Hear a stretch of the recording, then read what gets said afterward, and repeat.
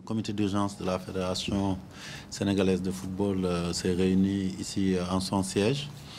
Ce comité d'urgence est habilité à se réunir à chaque fois que le comité exécutif ne peut pas se réunir.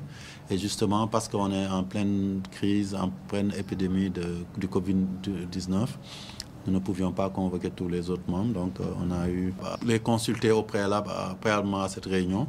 Et aujourd'hui, les membres du comité d'urgence composés des vice-présidents, du président de la commission finance et de moi-même, nous sommes réunis pour discuter de quelques points d'ordre du jour assez importants et dont je dirais le plus important était justement les dispositions concernant la suite de la saison 2019-2020 dans ce contexte que nous connaissons tous qui est celui de la crise du Covid-19. Et depuis bientôt un mois, le football est à l'arrêt au niveau national et dans toutes ses compétitions, ainsi que le sport, suite à la période d'état d'urgence qui a été lancée par le chef d'État dans le cadre de la stratégie de lutte contre le Covid-19. Et compte tenu du fait que ces derniers jours, le chef de l'État a pris la décision de prolonger jusqu'au 4 mai l'état d'urgence dans tout le pays. Et surtout qu'on sait aussi que la loi d'habilitation dure 3 mois. Il s'agissait de faire une première évaluation de cette période d'arrêt, mais aussi de se projeter en termes de perspective sur l'avenir et surtout d'anticiper sur ce qui va venir, parce qu'aujourd'hui on sait que la maladie est présente au Sénégal. Nous ne savons pas quand cette maladie va être jugulée, de sorte qu'il faut anticiper et prendre les bonnes décisions pour pouvoir aussi mettre à l'aise les acteurs du football et les dirigeants qui aujourd'hui sont immobilisés, les joueurs sont chez eux, les clubs ne fonctionnent plus, mais il y a des charges. Et donc tout ça nécessite qu'on soit dans l'anticipation pour savoir ce qu'il y a lieu de faire pour la suite de la compétition. C'est ainsi que lors de cette réunion, nous avions convoqué le Dr Babacar Ngom, qui, comme vous le savez, est le président de la commission médicale, pour qu'il puisse nous entretenir de l'état actuel de la pandémie au Sénégal et aussi dans le monde, et surtout qu'il nous dégage des perspectives qui nous permettent d'apprécier jusqu'à quand, en tout cas, on espère que cette pandémie pourra être maîtrisée et contrôlée pour que les activités puissent reprendre. À la suite de cela aussi, nous avons écouté les membres du comité d'urgence qui ont chacun donné leur avis. Et compte tenu des échanges, il a été retenu de manière unanime que la situation n'est pas propice en ces jours-ci pour une reprise des compétitions dans un court terme, parce que c'est ça la vérité, et que justement il était nécessaire de prendre des mesures dès maintenant de manière anticipative pour pouvoir mettre en l'aise, comme je l'ai dit, les acteurs du football, mais aussi veiller à poursuivre cette lutte contre le Covid-19.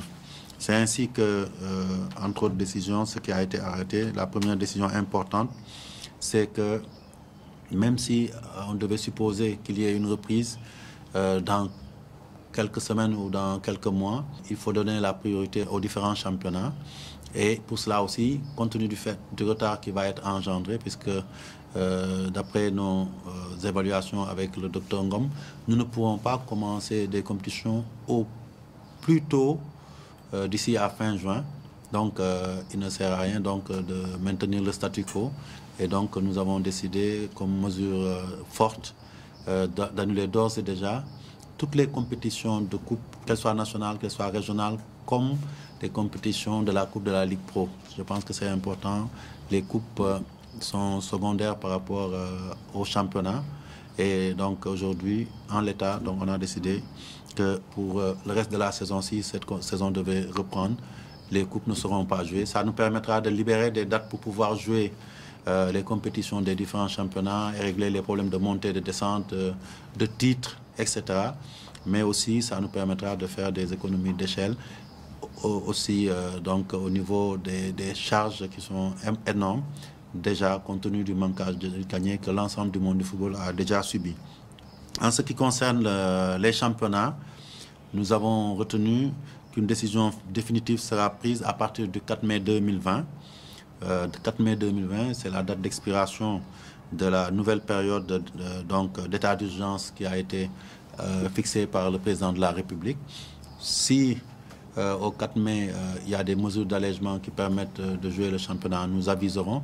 À défaut, nous prendrons une autre mesure et il ne faut pas écarter simplement qu'on aille vers une saison blanche. Et dans ce cas-là, le comité d'urgence pourra se réunir à nouveau donc pour prendre une décision définitive par rapport aux différents championnats. Donc, c'est cela qui a été arrêté en ce qui concerne les compétitions. Il y a d'autres aspects aussi que nous avons évoqués. C'est les questions contractuelles et de transfert de joueurs. Parce que comme la saison est décalée maintenant, il y a des joueurs dont les contrats arrivaient en fin de saison à des dates précises, par exemple comme le 30 juin. Et ça peut créer des conflits, ça peut aussi nuire aux intérêts des uns et des autres, soit de joueurs, soit de clubs qui ont signé des contrats pendant cette période-là, mais que le cas de force majeure de cette pandémie a remis en cause. Et il a été décidé sur ce point-là de faire strictement application des dispositions et des directives de la FIFA contenues dans la circulaire du secrétaire général de la FIFA en date d'hier, 8 avril 2020.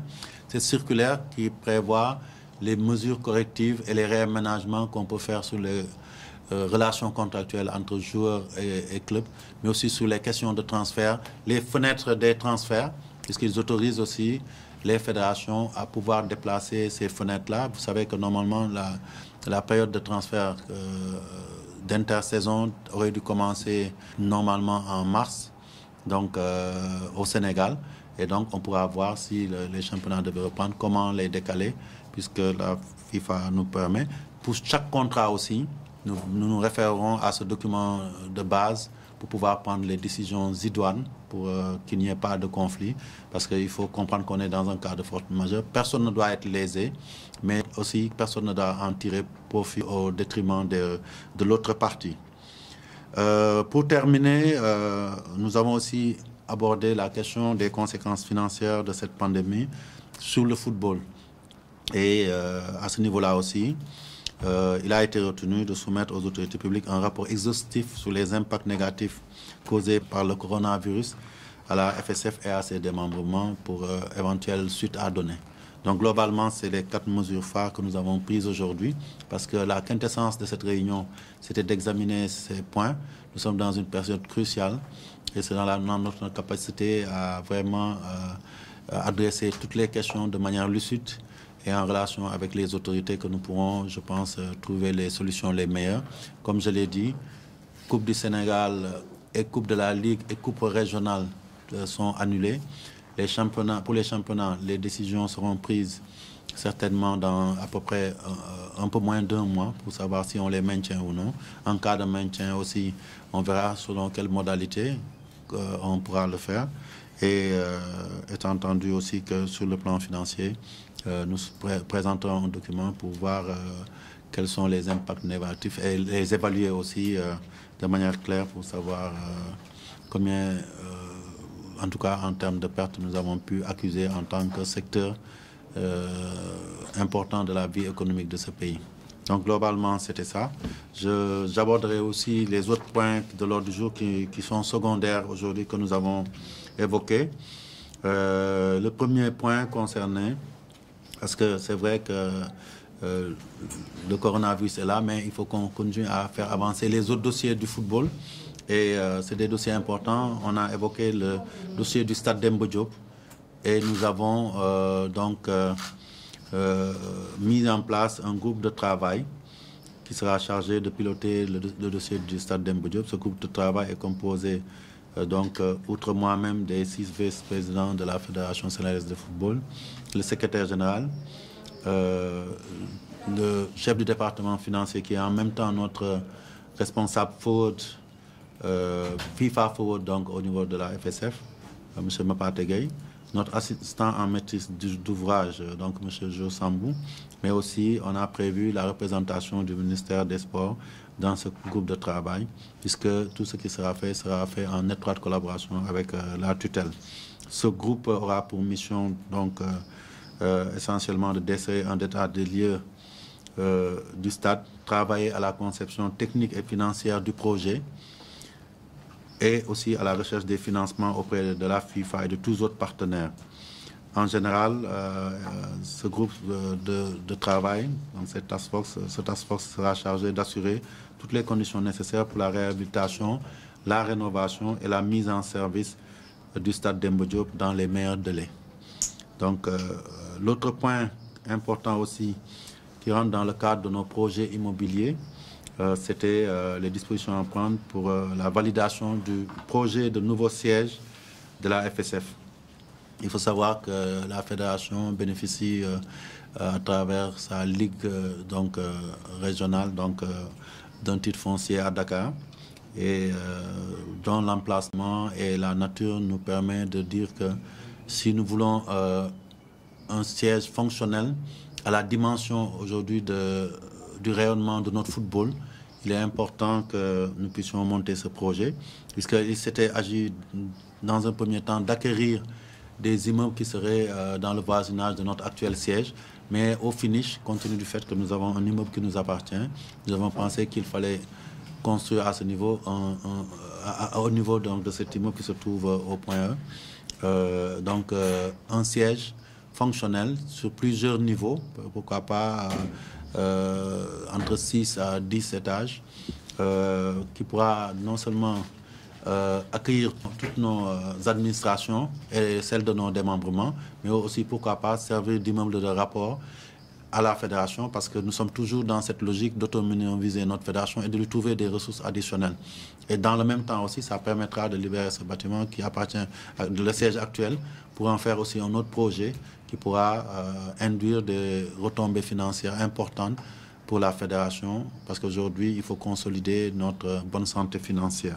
Sur ce plan-là, à l'unanimité, le projet de nouveau siège de la FSF a été validé. Un mandat a été donné au président donc, de procéder à toutes les formalités requises, non seulement au niveau foncier, mais aussi pour faire libérer les locaux de leurs occupants, parce qu'il y a des locataires qui sont sur place. De la même manière aussi, pour valoriser nos immobilisations, il a été décidé de procéder à la régularisation foncière de l'immeuble actuel, donc, qui est donc le siège, pour essayer pour le transformer en titre foncier, mais aussi procéder à la régulation foncière des terrains qui abritent nos deux centres à Toubab Dialaw et Guéréo. Il s'agit de deux terrains, l'un de 20 hectares à peu près, 19 hectares, et un autre d'à peu près 8 à 9 hectares qui nous appartiennent.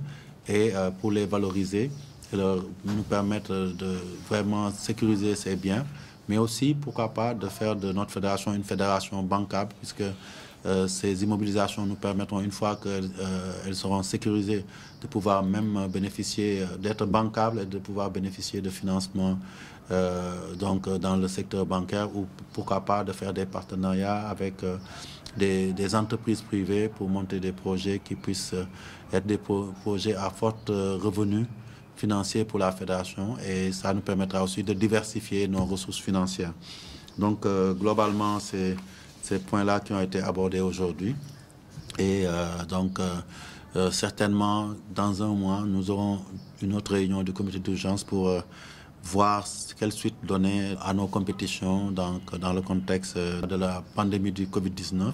Nous espérons que tout cela sera derrière nous à cette époque-là pour qu'on puisse reprendre le chemin des terrains. À défaut, il faudra faire preuve de résilience et continuer à attendre que cette pandémie disparaisse, parce que, comme on le dit et on le répète aujourd'hui encore, le football est important, c'est une passion pour nous tous, mais rien ne vaut la santé des individus, et c'est ça qu'il faut préserver par-dessus tout.